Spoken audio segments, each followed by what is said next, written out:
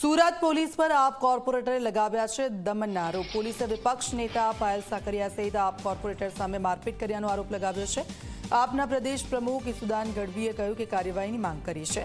જવાબદાર પોલીસ અધિકારીઓને ડિસમિસ કરવાની માંગ કરી છે। સુરતમાં હોસ્પિટલના ઉદ્ઘાટનમાં જતા આપના કોર્પોરેટરને પોલીસે માર માર્યાનો આરોપ છે। હાલ વિપક્ષ નેતા પાયલ સાકરિયા સારવાર હેઠળ જવાબદારો સામે કાર્યવાહી ન કરવામાં આવે તો પોલીસ સ્ટેશનને ઘેરવાની પણ ચીમકી ઉચ્ચારવામાં આવી છે।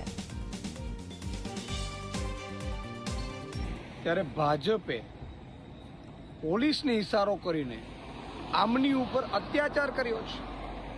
પોલીસે ઢોર માર માર્યો છે। પોલીસે એટલું નહીં, એમને વાગ્યા બાદ એમને હોસ્પિટલે લઈ જવાનું હોય, 108માં લઈ જવાનું હોય, એના બદલે ભાજપના ઇશારે ભાજપની પોલીસ એમને 2-2.5 કલાક સુધી ડિટેન રાખે છે। આ શું થઈ રહ્યું છે? માણસના જીવની કોઈ કિંમત જ નથી।